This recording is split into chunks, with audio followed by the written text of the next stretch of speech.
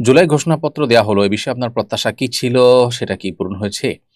জুলাই স্মৃতি জাদুঘরে অনেক ভাস্কর্য স্থাপিত হয়েছে। এ নিয়ে অনলাইনে মিশ্র প্রতিক্রিয়াও দেখা যাচ্ছে। আপনার অভিমত কি জানতে চাই।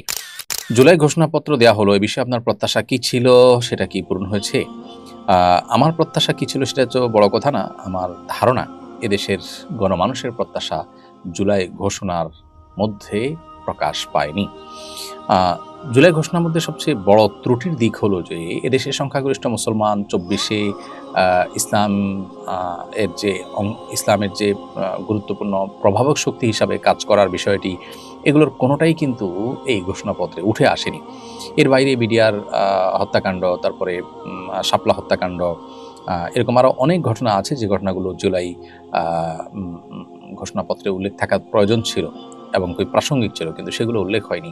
এবং এখানে বরাবরের মতোই আমাদের অন্যান্য ঘোষণাপত্র বা অন্যান্য সরকারি পেপারস এবং অন্যান্য রাজনৈতিক দলগুলোর যে বিভিন্ন ঘোষণা, দফা ইত্যাদি থাকে, সেগুলোতে পশ্চিমাদের যে আপনার চাপ দিয়ে ঢুকানো কিছু শব্দ, যে শব্দের মায়ের প্যাচে এলজিবিটিকিউ ইত্যাদিকে তারা এদেশে নরমালাইজ করার চেষ্টা করছে, সেরকম শব্দ এখানেও রয়েছে। অর্থাৎ ইনক্লুসিভ তথা আপনার অন্তর্ভুক্তিমূলক এই শব্দগুলো মায়ের প্যাচে মূলত বিদেশি বিভিন্ন চিন্তাধারা এই ঘোষণাপত্রে ঢুকানো হয়েছে। খুবই দুর্ভাগ্যজনক একটি ব্যাপার যে জুলাইয়ে এদেশের আপামর সর্বস্তরের সাধারণ মানুষ অংশগ্রহণ করেছেন, যে জুলাই আন্দোলনে সবাই শামিল হয়েছেন এবং যেটার সাথে ভিন্নমত পোষণকারী মানুষ এদেশে উল্লেখ করবার মতো নেই বললে চলে, সেটি আসলে দেশের সংখ্যাগরিষ্ঠ মানুষের চিন্তাধারার প্রতিফলন সেটাতে খুব একটা ঘটেনি।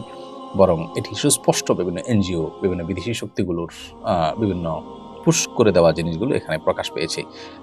ভারতের ব্যাপারে দেশের মানুষ অবস্থান দীর্ঘদিন পর্যন্ত ভারতের যে আমাদের এই দেশটার উপরে, দেশের সরকারের উপরে নানা সময় ভর করে তাদের যে আগ্রাসন, তাদের যে দাদাগিরি, যেটার কারণে এদেশে ফ্যাসিস্ট এ পর্যন্ত এসেছে, সেটাও এই ঘোষণাপত্রে সেভাবে উল্লেখ হয়নি।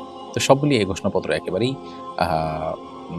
আপনার চাপিয়ে দেওয়া বিভিন্ন এজেন্ডাবাজদের তৈরি করা ঘোষণাপত্র মনে হয়েছে।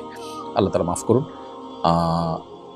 এই ঘোষণাপত্র যথাযোগ্য না হওয়ার কারণে এবং এটাতে গণমানুষের আকাঙ্ক্ষা প্রতিফলিত না হওয়ার কারণে আমার মনে হয় যে আরেকটি বড় ধরনের ধাক্কা খেল এই ইন্টারিম গভর্নমেন্ট। জুলাই স্মৃতি জাদুঘরে অনেক ভাস্কর্য স্থাপিত হয়েছে। এ নিয়ে অনলাইনে মিশ্র প্রতিক্রিয়াও দেখা যাচ্ছে। আপনার অভিমত কি জানতে চাই। প্রিয় দর্শক, আমার অভিমত গুরুত্বপূর্ণ নয়। গুরুত্বপূর্ণ হলো যে জুলাই স্মৃতি জাদুঘরে ভাস্কর্য স্থাপিত হওয়া, এটা কি বিগত ফ্যাসিস্ট আমলের ভাস্কর্য পলিটিক্স যেটা ছিল তাদের, সেটারই অংশ কিনা বা সেটারই ধারাবাহিকতা কিনা। এটা দুর্ভাগ্যজনক হবে যদি তাই হয়ে থাকে। কারণ এদেশের মানুষ তাদের ট্যাক্সের টাকায় আসলে অনেক দামি দামি ভাস্কর্য স্থাপন করা হবে, এটা আসলে দেশের মানুষ চায় না। এদেশের মানুষের আশা আকাঙ্ক্ষা, এদেশের মানুষের প্রত্যাশা, এদেশের মানুষের চিন্তাধারা, এটা আমরা আসলে নির্মোহভাবে, নিরপেক্ষভাবে একটু ভাবলেই কিন্তু আমরা আন্দাজ করতে পারি। এদেশের মানুষ এই সমস্ত অহেতুক অনর্থক কাজে টাকা পয়সা খরচ করাকে কখনো সমর্থন করে না। সেই জায়গা থেকে আমরা বলব, জুলাই স্মৃতি জাদুঘরে এই সমস্ত ভাস্কর্য স্থাপন করার কোনো মানে নেই। জুলাইয়ে যারা মারা গেছেন তাদের পরিবারগুলোর খোঁজখবর না নিয়ে, যারা আহত হয়েছেন তাদের প্রপার ট্রিটমেন্টের ব্যবস্থা না করে, ক্ষতিপূরণের ব্যবস্থা না করে ভাস্কর্য স্থাপন করে আসলে আমরা কি করতে চাই? এটা আমার মনে হয় নতুন করে ভাবা উচিত। এই যে গতানুগতিক কাজ, এই যে আপনার বিগত সময় থেকে চলে আসা ভাস্কর্য কালচার, এগুলো থেকে আমাদের বেরিয়ে আসাটা খুবই প্রয়োজন। আমি মনে করি এটা গণমানুষের টাকাকে গণমানুষের আশা আকাঙ্ক্ষার বিপরীতে খরচ করার শামিল। এদেশের ধর্মপ্রাণ মানুষরা ধর্মীয় কারণেও ভাস্কর্য, কোনো প্রাণীর ভাস্কর্য তারা পছন্দ করেন না। আপনি এ ব্যাপারে যদি জনগণের মতামত নিতে চান, বহু উপায় আছে মতামত গ্রহণ করার।